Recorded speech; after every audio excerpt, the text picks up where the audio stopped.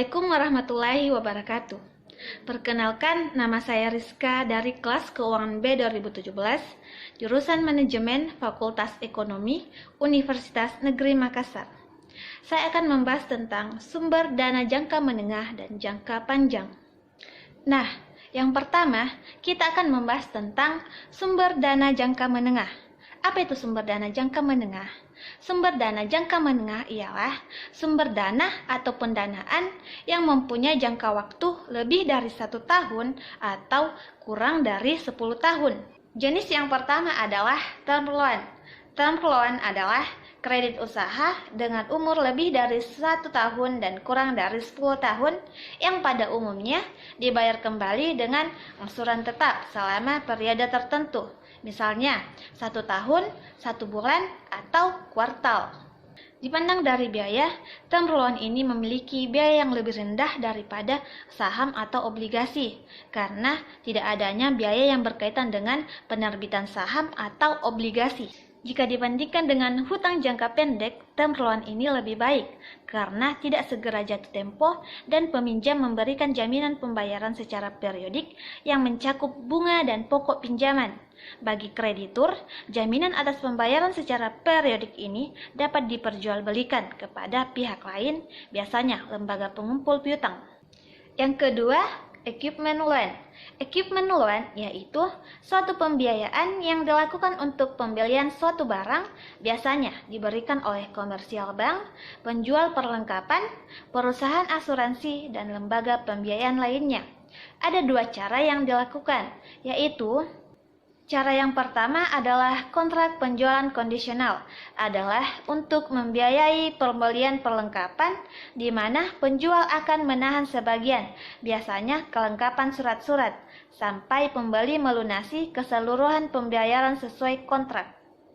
Cara yang kedua adalah hipotek barang bergerak, merupakan semacam pemberian gadai di mana pemberi pinjaman akan menerima hak gadai sampai peminjam melunasi pinjamannya.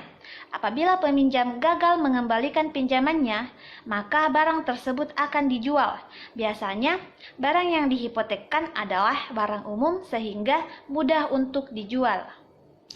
Ketiga adalah leasing atau sewa guna usaha, merupakan persetujuan atas dasar kontrak di mana pemilik dari aktiva atau pihak yang menyewakan aktiva menginginkan pihak lain atau penyewa untuk menggunakan jasa dari aktiva tersebut selama periode tertentu.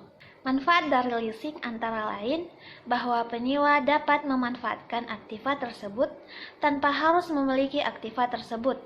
Hak milik atas aktiva tersebut tetap pada pemilik, namun kadang-kadang penyewa juga diberi kesempatan untuk membeli aktiva tersebut. Sebagai kompensasi manfaat yang dinikmati, maka penyewa mempunyai kewajiban untuk membayar secara periodik. Sedangkan manfaat lainnya adalah bahwa penyewa tidak perlu menanggung biaya perawatan, pajak, maupun asuransi. Pembahasan selanjutnya adalah sumber dana jangka panjang. Apa itu sumber dana jangka panjang?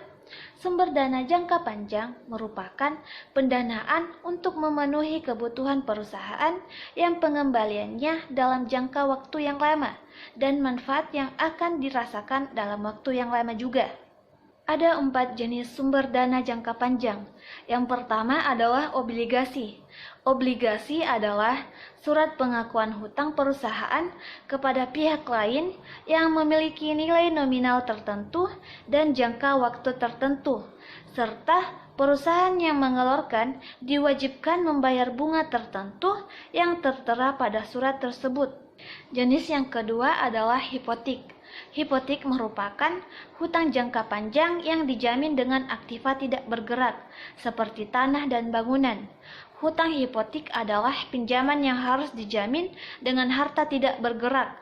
Di dalam perjanjian hutang disebutkan kekayaan peminjam yang dijadikan jaminan, misalnya berupa tanah atas gedung. Jika peminjam tidak melunasi pinjaman pada waktunya, maka pemberi pinjaman dapat menjual jaminan untuk diperhitungkan dengan pinjaman yang bersangkutan. Yang ketiga adalah saham preferen. Saham preferen merupakan pendanaan yang memiliki sifat kombinasi antara hutang dan saham biasa.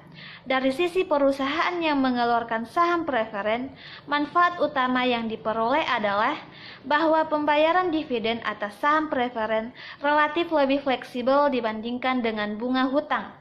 Karena walaupun saham preferen memiliki dividen, namun pembayaran dividen cenderung bersifat sebagai kebijakan perusahaan, sehingga ketidakmampuan pembayaran dividen kepada pemegang saham preferen tidak berakibat terlalu buruk dibandingkan dengan ketidakmampuan membayar bunga hutang kepada kreditur yang dapat diancam kebangkrutan. Dan yang terakhir adalah saham biasa. Pemegang saham biasa perusahaan merupakan pemilik akhir perusahaan. Secara kelompok, mereka memiliki perusahaan dan menanggung risiko terakhir kepemilikan. Kewajiban mereka dibatasi sesuai jumlah investasi. Saham biasa tidak memiliki jatuh tempo. Namun, pemegang saham dapat melikuidasi investasinya dengan menjual saham yang dimiliki pada pasar sekunder.